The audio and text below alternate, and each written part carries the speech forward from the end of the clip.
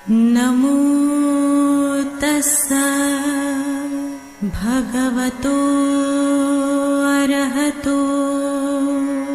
नमो बुद्धाय। मैं डॉक्टर सीमा शर्मा आप सभी का हार्दिक स्वागत करती हूँ हमारे इस विशेष कार्यक्रम धम्मदीप में, जिसमें हम प्रतिदिन चर्चा कर रहे हैं पाली सूत्रों पर आधारित तथागत बुद्ध के जीवन चरित्र पर। तो साथियों, पिछले भाग में हमने चर्चा की थी तथागत बुद्ध की हत्या करने हेतु राजा अजातशत्रु द्वारा भेजे गए कुछ सैनिक विफल हो जाते हैं। बाद में देवदत्त स्वयं ही तथागत बुद्ध की हत्या करने हेतु निकल पड़ता है। आज के इस एपिसोड में हम चर्चा करेंगे किस प्रकार देवदत्त कुछ भिक्षुओं के साथ मिलकर तथागत बुद्ध से 5 बातों की मांगों को लेकर भिक्षु संघ के भेदन करने में सफल हो जाता है, जिसके चलते कुछ गुमराह 500 भिक्षुओं के समूह का वह संचालक बन जाता है। इसके जवाब में सारिपुत्र और मोगलान उन 500 गुमराह भिक्षुओं को पुनः तथागत बुद्ध की शरण में ले आने में सफल हो जाते हैं। इस विषय में महत्वपूर्ण जानकारी देने के लिए हमारे मध्य उपस्थित हैं भंते कुशल सुमन जी। आपने बुद्ध दर्शन में उच्च शिक्षा प्राप्त की है तथा आपको अनेक सम्मानों से अलंकृत किया गया है।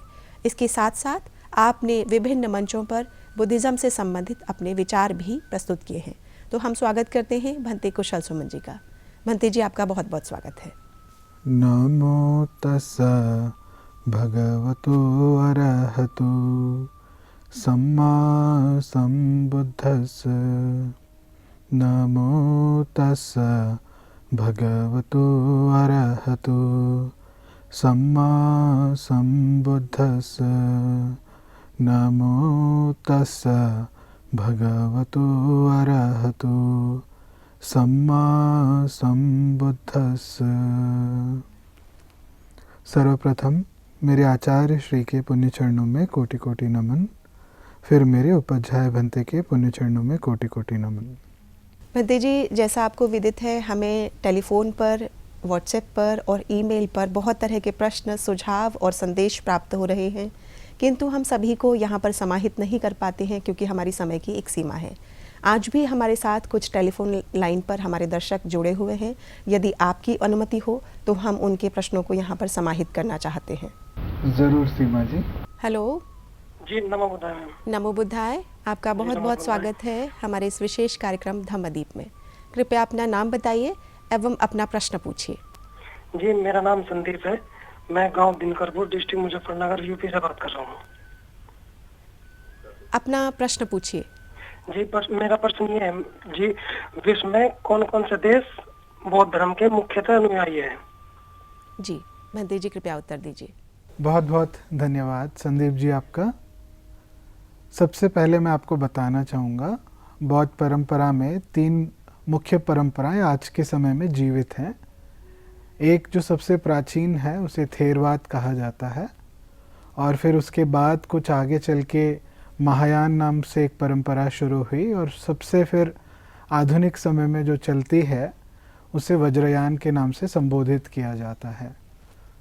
तो 2010 में अमेरिका की एक सबसे विश्वविख्यात रिसर्च संस्था जिसका नाम प्यू रिसर्च सेंटर है, ये वॉशिंगटन डीसी में इनका कार्य क्षेत्र है, इन्होंने एक सर्वेक्षण किया था। उसके आधार पे इन्होंने बताया था विश्व भर में तकरीबन 500 से 550 लोग, 2010 के अनुसार 500 से 550 मिलियन लोग बौद्ध धर्म में विश्वास रखते हैं, और ये कुल मिला के 8 से 10% विश्व भर का पॉपुलेशन है। इसके अलावा उन्होंने ये भी बताया था कि सभी देशों में चाइना की जो जनसंख्या है वे बौद्ध धर्म में ज़्यादा रूप से विश्वास रखती है सभी देशों के मुकाबले। चाइना के अलावा बाकी जो देश हैं, खास करके जो थेरवाद परंपरा में विश्वास रखते हैं, उनमें से एक म्यांमार है, श्रीलंका है, थाईलैंड है, लाओस है, कंबोडिया है। और इसके अलावा जो वज्रयान परंपरा है, वे तिब्बत के जो लोग हैं, तिब्बत के निवासी हैं, वे वज्रयान परंपरा में ज़्यादा विश्वास रखते हैं। और इसके अलावा जो महायान परंपरा है वे कई सारे एशिया के कंट्रीज़ में है, जैसे कि सिंगापुर हो गया, सिंगापुर के अलावा जापान, कोरिया, हांगकांग, इस प्रकार के अनेक देश हैं जो महायान बुद्धिज़्म में अपना विश्वास रखते हैं। आशा करता हूँ संदीप जी आपको मैंने आपके प्रश्न का उत्तर दे दिया है। नमो बुद्धाय। बंटी जी, आपका बहुत बहुत धन्यवाद इस महत्वपूर्ण जानकारी के लिए।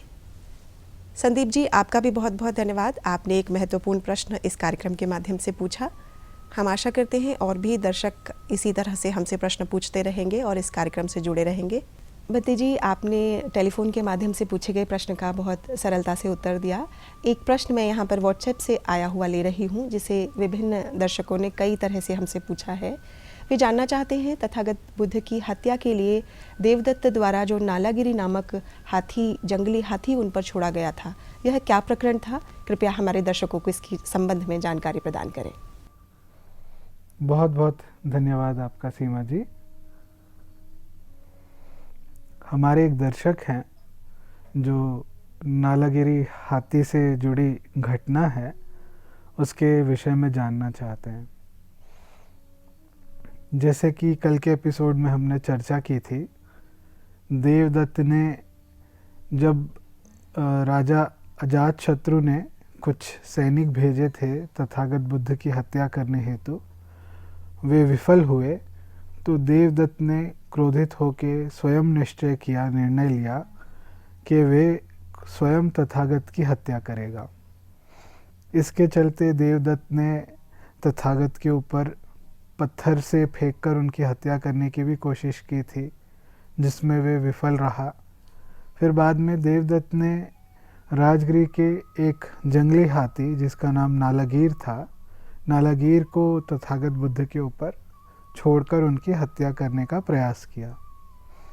तो वे घटना इस प्रकार है,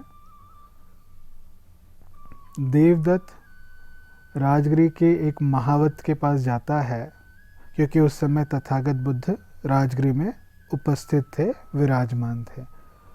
तो वहाँ के एक महावत के पास जाके कहता है, तुम्हारा जो ये हाथी है नालागीर, ये बहुत प्रख्यात है मनुष्यों की हत्या करने के लिए, तो क्यों ना तुम जब तथागत बुद्ध इस राजगृह की गलियों से गुजरें, क्यों ना तुम तथागत बुद्ध के ऊपर अपना नालागीर हाथी छोड़ दो।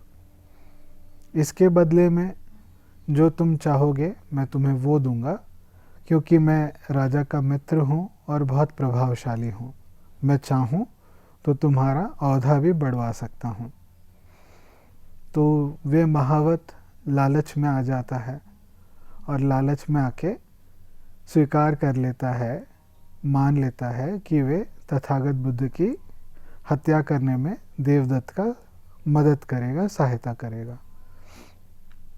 अब अगले दिन तथागत बुद्ध राजगृह में हमेशा की भांति भिक्षाटन के लिए आए थे अपने कुछ भिक्षुओं के साथ। जब तथागत राजगृह की गलियों से गुजर रहे थे तो महावत ने देख लिया कि तथागत अपनी भिक्षुओं के साथ आ रहे हैं।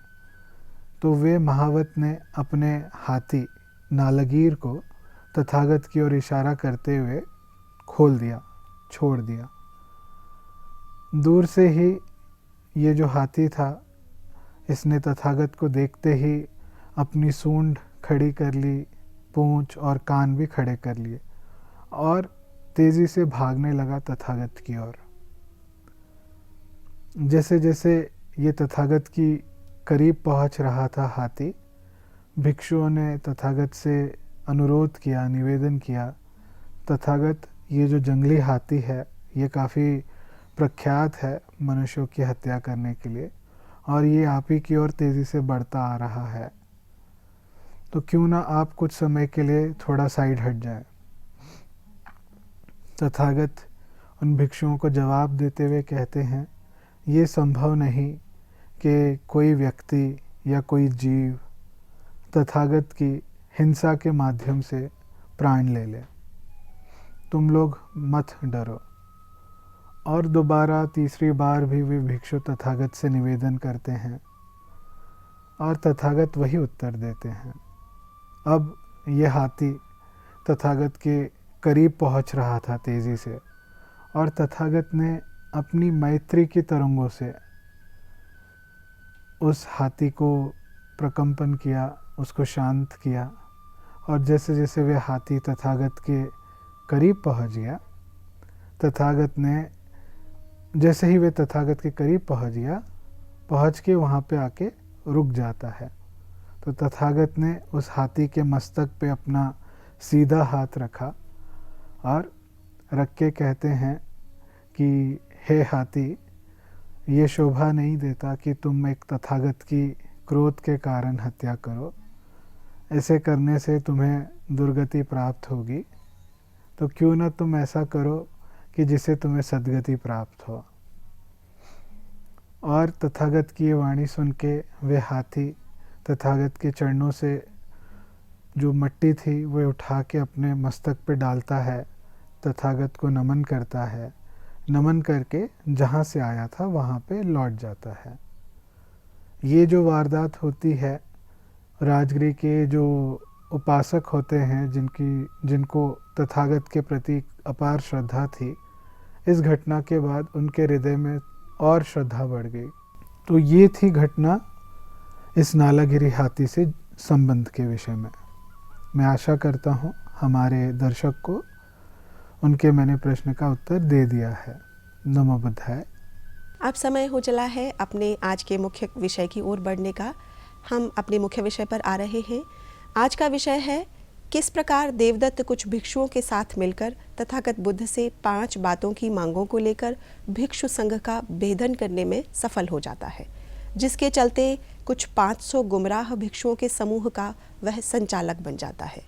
इसके उत्तर में सारिपुत्र और मोग्गलान उन 500 गुमराह भिक्षुओं को पुनः तथागत बुद्ध की शरण में ले आने में सफल हो जाते हैं। इस विषय पर कृपया हमारे दर्शकों का मार्गदर्शन करें भंते जी। बहुत बहुत धन्यवाद आपका सीमा जी। दर्शकों, कल के एपिसोड में हमने चर्चा की थी किस प्रकार देवदत्त अनेकों रूप से तथागत बुद्ध की हत्या करने का प्रयास करता है और उसमें विफल हो जाता है। उसके बाद फिर वे राजा अजातशत्रु पे दबाव डालता है, कुछ सैनिकों को भेज के तथागत की हत्या करवा दे, और उसमें भी सफल नहीं हो पाता। फिर वे नालागिर हाथी को तथागत बुद्ध पे छोड़ता है, उसमें भी सफल नहीं होता। और फिर गृहत्कुट पर्वत पे चढ़ के तथागत बुद्ध के ऊपर पथराव करता है, पत्थर फेंकता है, प्रयास करता है कि उससे तथागत की मृत्यु हो जाए, उसमें भी सफल नहीं होता। अब इतनी सारी असफलताओं के बाद देवदत्त प्रयास करता है कि क्यों न वे तथागत बुद्ध का जो भिक्षु संघ है उसमें फूट डाल दे, उसमें भेदन करवा दे, उनका विभाजन करवा दे। तो इसी सिलसिले में देवदत्त 4 भिक्षुओं के पास जाता है। उनमें से एक का नाम होता है कोकालिक, दूसरे का नाम होता है कटमोरक तिस्स, और एक का नाम होता है खंडेय पुत्र, और एक का नाम होता है समुद्रदत्त। तो ये 4 भिक्षुओं के पास जाता है देवदत्त और जाके कहता है, दोस्तों, भाइयों, मैं तथागत बुद्ध के भिक्षु संघ में फूट डालना चाहता हूँ और उनकी एकता को खंडन करना चाहता हूँ। क्या आप मेरा इसमें साथ देंगे? तो उसमें से जो कोकालिक होता है वे देवदत्त से पूछता है कि श्रमण गौतम बहुत प्रभावशाली हैं, शक्तिशाली हैं, तेजस्वी हैं, रिद्धिशाली हैं,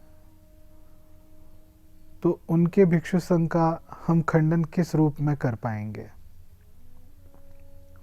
इसका प्रत्युत्तर देते हुए देवदत्त कहता है कि मेरे पास एक योजना है।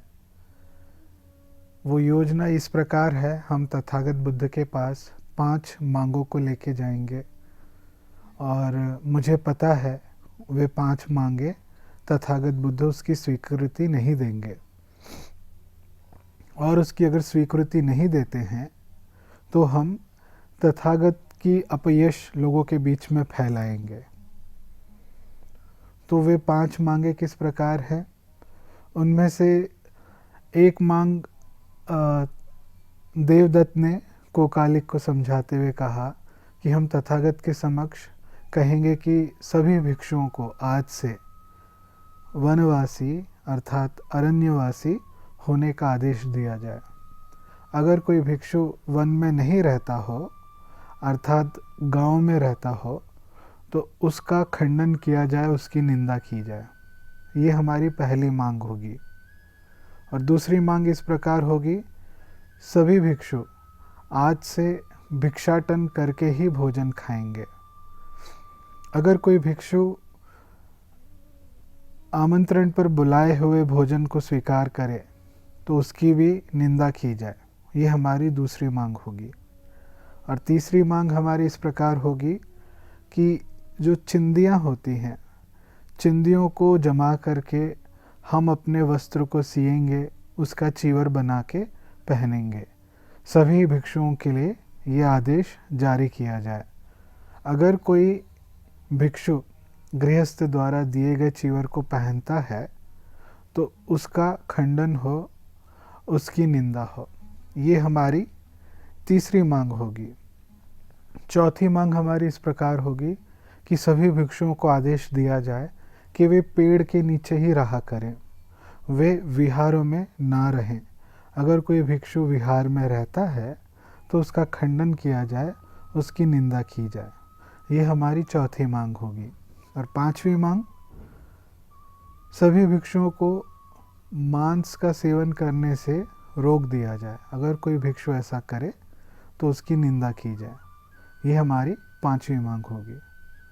तो जब देवदत्त ने अपनी ये योजना उन चारों भिक्षुओं को बताई तो वे काफ़ी प्रसन्न हुए और फिर देवदत्त इन चारों को अपने साथ लेके तथागत के समक्ष जाता है। और जब तथागत धम्मदेशना दे रहे थे तो धम्मदेशना देने के बाद तथागत के समक्ष देवदत्त खड़ा होके अपनी इन पांचों मांगों को रखता है।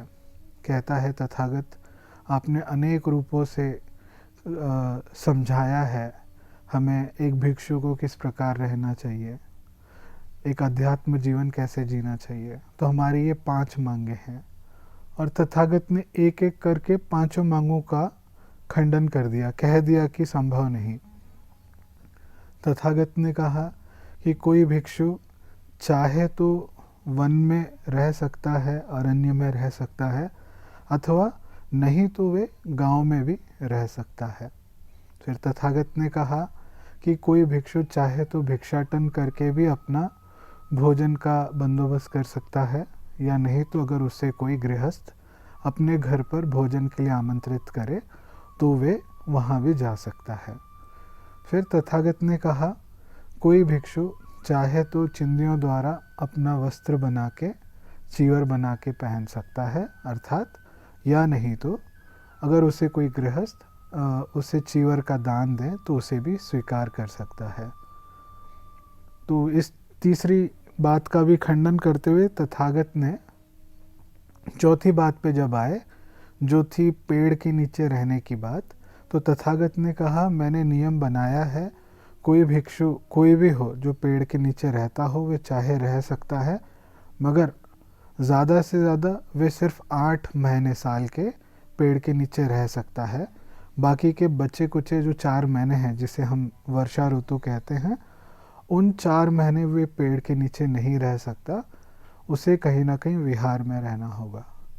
और फिर 5वीं मांग, जो मांस का लेके जो सेवन है, उस मांग पे जब तथागत कहते हैं तो तथागत कहते हैं कोई भिक्षु चाहे तो मांस का सेवन कर सकता है। अब उसकी कंडीशन बताते हैं किन कंडीशंस पे वे मांस का सेवन कर सकता है।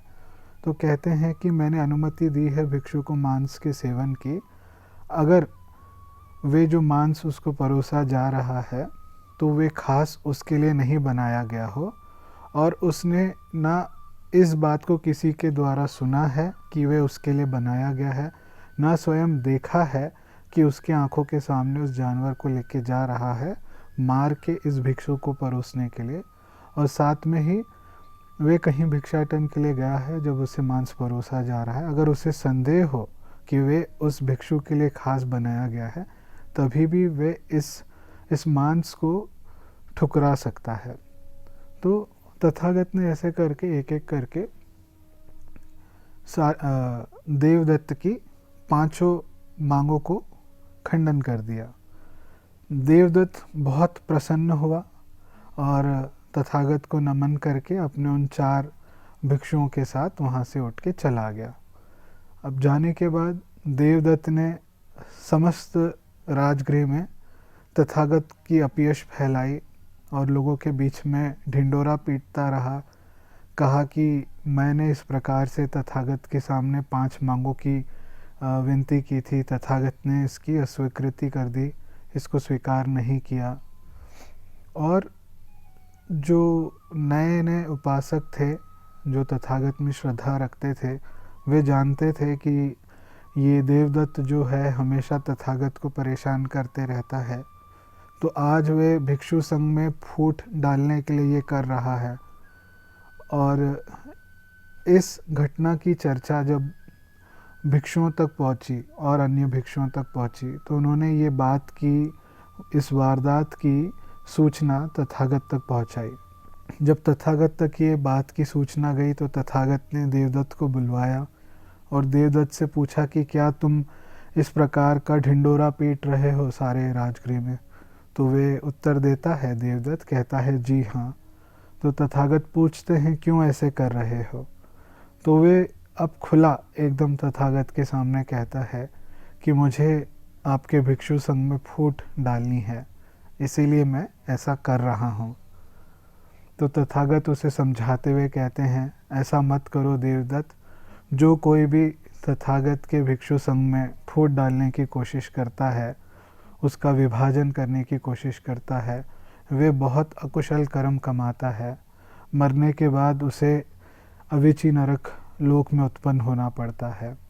और साथ ही कहते हैं, अगर कोई जो भिक्षु संघ है उसमें फूट पड़ी है, अगर उस भिक्षु संघ को दोबारा से एक करता है, जोड़ता है, तो वे बहुत कुशल कर्म कमाता है। मरने के बाद उसे सद्गति प्राप्त होती है। इस घटना के बाद अब एक समय आनंद हमेशा की भांति राजगृह में भिक्षाटन के लिए निकले हुए थे। तब देवदत्त उन्हें दूर से देखता है, उनके करीब पहुंच के कहता है आनंद से कि आज से मैं तथागत बुद्ध के जो भिक्षु संघ है उससे मैं अलग होता हूँ, और मैं जो उपोसत की विधि है और अन्य संघ के जो अन्य विधि विधान होते हैं, आज से मैं उसको सेपरेटली प्रैक्टिस किया करूँगा। आज से मैं आप लोगों के संघ में शामिल या सम्मिलित नहीं होने वाला। और ये घटना होने के बाद आनंद तथागत के पास जाते हैं, जाके कहते हैं और सारी वारदात की सूचना देते हैं। तो तथागत ने कहा कि जो अच्छे लोग होते हैं वह हमेशा अच्छा ही करते हैं, अच्छे लोग बुरा नहीं कर सकते, और जो बुरे लोग होते हैं हमेशा बुरा ही करते हैं, अच्छे लोगों द्वारा कभी बुरा नहीं होता। और इस घटना के बाद देवदत्त जब अगला उपोसत होता है, अगला उपोसत में जाता है, भिक्षु संघ में नहीं जाता, वे जहाँ पे भिक्षु होते हैं उनके बीच में जाके मतदान के लिए अपील करता है। भिक्षुओं से कहता है कि मैंने तथागत के समक्ष ये 5 मांगे रखी थी, तथागत ने एक एक करके मेरी 5 मांगों को ठुकरा दिया। जो भिक्षु उनको लगता है कि मेरी ये 5 मांगे सही हैं और मेरे समर्थक हैं, तो वे मेरे साथ चलें। उस समय उस भिक्षु संघ में वैशाली के 5 नए भिक्षु थे, जो नए नए भिक्षु बने थे। उन्हें लगता है देवदत्त जो कह रहे हैं वो सही है, और वे देवदत्त का साथ देते हैं। और देवदत्त इन 500 भिक्षुओं को अपने साथ लेके गयासीस चला जाता है। तो इस प्रकार देवदत्त ने उन 500 भिक्षुओं को गुमराह करके गयासीस की ओर बढ़ चला। इस घटना की वारदात की सूचना सारिपुत्र और मुगलान ने तथागत से कही, तो तथागत ने सारिपुत्र से मुगलान से पूछा, क्या तुम्हें उन 500 भिक्षुओं पे करुणा नहीं आती? तो सारिपुत्र और मुगलान ने जवाब दिया, जी ज़रूर आती है, वे भी हमारे भिक्षु भाई हैं। तो तथागत उन्हें कहते हैं, सारिपुत्र और मुगलान से कहते हैं, वे भिक्षुओं के बर्बाद होने से पहले ही उन 500 भिक्षुओं को दोबारा तुम ले आओ। तथागत के इस आदेश का पालन करते हुए मुगलान और सारिपुत्र वहाँ से निकल पड़ते हैं, राजगृह से गयासीस की ओर प्रस्थान करते हैं। इस वारदात को होता हुआ देख वहाँ पे एक भिक्षु होता है, वे तथागत के करीब आ जाता है और रोने लगता है। तथागत पूछते हैं उस भिक्षु से, क्या हो गया, तुम क्यों रो रहे हो? तो वे कहता है कि आपने अपने 2 मुख्य शिष्यों को, सारिपुत्र और मुगलान को, देवदत्त के यहाँ भेजा है। हो सकता है कि वे देवदत्त के शिष्य बन जाएं। तथागत उस भिक्षु को आश्वासन देते हुए कहते हैं, नहीं, ये संभव नहीं कि वे 2 देवदत्त के शिष्य बन जाएं। इसकी संभावना पूरी है कि वे जितने भी 500 भिक्षु गए हैं देवदत्त के पीछे, उन गुमराह भिक्षुओं को दोबारा लेके आए। अब ये वारदात के बाद जब सारिपुत्र और मुगलान, जहाँ पे देवदत्त विराजमान था गयासीस में, वहाँ पहुँचते हैं, सारिपुत्र और मुगलान को दूर आता हुआ देख देवदत्त खुशी से फूले नहीं समाता। तो वे उन 500 भिक्षुओं से कहता है, देखो मेरी प्रसिद्धि, देखो मैं किस प्रकार से धर्म देशना देता हूँ। जो ये तथागत बुद्ध के 2 मुख्य शिष्य हैं, सारिपुत्र और मुगलान, ये भी मेरी शरण आ गए हैं। और फिर जब ये बात देवदत्त उन 500 भिक्षुओं से कर रहा था, तो उस समय जो कोकालिक होता है, वे देवदत्त को कहता है कि थोड़ा संभल के, हो सकता है कि ये दोनों जो हैं हमारे लिए घातक साबित हों, सारिपुत्र और मुगलान। तो देवदत्त कोकालिक से कहता है, घबराओ मत, तुम इन दोनों का स्वागत करो। और जैसे ही सारिपुत्र और मुगलान देवदत्त के करीब पहुंचते हैं, तो देवदत्त अपने आसन से उठकर उनको बैठने के लिए एक आसन देता है, दोनों को एक एक आसन देता है, सारिपुत्र और मुगलान को। और इसके बाद सारिपुत्र और मुगलान अपने आसन पे बैठ जाते हैं। देवदत्त जिस प्रकार तथागत बुद्ध देशना देते थे अपने भिक्षु संघ को, उसी प्रकार से देवदत्त कॉपी करता है तथागत बुद्ध की, और देर रात तक धम्म देशना देता है उन 500 भिक्षुओं को। जब थक जाता है धम्म देशना देते हुए, तो वे सारिपुत्र से कहता है देवदत्त कि ये जो भिक्षु संघ है, अभी भी ये एकदम तंदुरुस्त है, इनको फुर्ती से भरा हुआ है, इनको अभी भी नींद नहीं आ रही, क्यों ना तुम इन भिक्षु संघ को तुम धम्म देशना दो, तब तक मैं कुछ समय के लिए आराम कर लेता हूँ। देवदत्त ने जब ऐसा कहा तो सारिपुत्र ने कहा, ठीक है, तुम सो जाओ मित्र। और फिर जब देवदत्त सो जाता है, तो सारिपुत्र ने और मुगलान ने दोनों ने मिलके उन 500 भिक्षुओं को तब तक धम्म देशना दी, तब तक जब तक कि उनमें से एक एक करके सारे श्रोतापन नहीं बन गए। जैसे ही वो 500 भिक्षु सारे के सारे श्रोतापन बन गए, तो सारिपुत्र ने कहा कि अभी जैसे ही वे 500 भिक्षु एक एक करके श्रोतापन बन गए, तो सारिपुत्र ने अब उन 500 भिक्षुओं से कहा कि बस अभी हम दोनों जा रहे हैं तथागत के पास, हम वहीं से आए थे, हम वहीं जा रहे हैं, तथागत हमारे शास्ता हैं। तुम में से जिस किसी को हमारे साथ चलना है हमारा साथ दे सकता है। तो सारिपुत्र और मोग्गलान उन 500 भिक्षुओं को वहाँ से लेके राजगृह की ओर आ जाते हैं। अब इतने में कोकालिक जो होता है वे देवदत्त को नींद से उठाता है, कहता है देखो मैंने तुम्हें पहले ही कहा था कि तुम सारिपुत्र और मोग्गलान पे विश्वास मत करो। अब उसका नतीजा देखो, ये दोनों उन 500 भिक्षुओं को दोबारा तथागत की शरण ले गए हैं। इस प्रकार से जब ये वारदात हो जाती है, सारिपुत्र और मोग्गलान तथागत के पास पहुंच जाते हैं इन 500 भिक्षुओं को लेके, तो सारिपुत्र तथागत के सामने एक प्रस्ताव रखते हैं। कहते हैं क्योंकि ये 500 भिक्षुओं ने संघ में क्योंकि ये 500 भिक्षुओं ने देवदत्त का साथ दिया और संघ में विभाजन हुआ इसके बाद, तो इन 500 भिक्षुओं को इसी प्रकार से दोबारा स्वीकार नहीं किया जाए संघ में, इनका दोबारा से इनको प्रबज्जा दी जाए, इनको दोबारा से भिक्षु बनाया जाए। तो तथागत कहते हैं कि नहीं, ऐसा नहीं करना चाहिए, बस इतना करो कि इन 500 भिक्षुओं से पश्चाताप इनको अपना महसूस हो, बस इनसे एक वचन ले लो कि दोबारा इस प्रकार से ये नहीं करेंगे।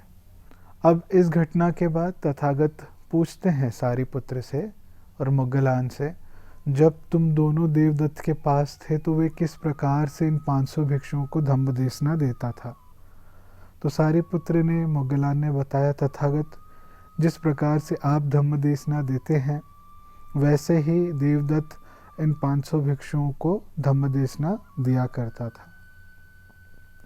तो तथागत कहते हैं इसके प्रति उत्तर में, क्योंकि देवदत्त मेरी कॉपी करने की कोशिश कर रहा था, तो इसके फल स्वरूप, क्योंकि उसने तथागत की कॉपी की, इसके फल स्वरूप ये मरने के पश्चात दुर्गति में उत्पन्न होगा, अर्थात अवीची नरक लोक में उत्पन्न होगा।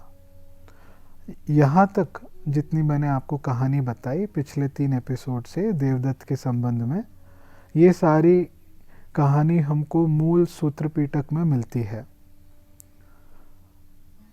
तथागत की इस घोषणा के बाद, जहाँ पे तथागत कहते हैं कि देवदत्त मरने के बाद दुर्गति में उत्पन्न होगा, अर्थात अविची नरक लोक में उत्पन्न होगा, इतना ही तथागत कहते हैं। मगर इसके अलावा जो कमेंट्रीज हैं, कमेंट्रीज से हमको आगे की जानकारी मिलती है कि देवदत्त किस रूप से आखिर के समय में उसकी मृत्यु होती है। कमेंट्रीज में बताया गया है कि धरती फट जाती है और देवदत्त उस धरती में समा जाता है और फिर वहाँ से अवीची नरक लोक में पहुँच जाता है। तो ये घटना हमें मूल सूत्र पिटक में नहीं मिलती, ये घटना सिर्फ हमें कमेंट्रीज में मिलती है। तो दर्शकों, मैं आशा करता हूँ आपको ये जो देवदत्त से दी गई जानकारी है आप लोगों को रोचक लगी होगी। तब तक के लिए आप सबका भला हो, मंगल हो। नमो बुद्धाय। भवतु सर्वमंगलम, भवतु सर्वमंगलम, भवतु सर्वमंगलम। सबका भला हो, सबका मंगल हो, सबका कल्याण हो। सुखियो सुखियो सुखियो। भंते जी, आपका बहुत बहुत धन्यवाद इस रुचिकर जानकारी हेतु। प्रिय दर्शकों, आज के इस विशेष कार्यक्रम में इतना ही। अब समय हो चुका है आज के कार्यक्रम को यहीं विश्राम देने का, लेकिन इससे पूर्व आपको बताते चलें, आपके मन में कोई भी प्रश्न हो या कोई जिज्ञासाएं हो या कोई संदेश आप हमें भेजना चाहते हैं तो हमारा व्हाट्सएप नंबर है 9639010109। आप हमें ईमेल भी कर सकते हैं। हमारी ईमेल आईडी है subharatibuddha@gmail.com। तो आशा करते हैं आप अपनी जिज्ञासाओं को दबाएंगे नहीं, बल्कि हमारे इस कार्यक्रम का हिस्सा बनकर अपनी जिज्ञासाओं का निवारण करेंगे। तब तक मैं डॉक्टर सीमा शर्मा भंते कुशल सुमन जी के साथ आपसे विदा लेती हूँ। कल इसी समय आपके सामने पुनः उपस्थित होंगे। नमो बुद्धाय। नमो तस्सा भगवतो अरहतो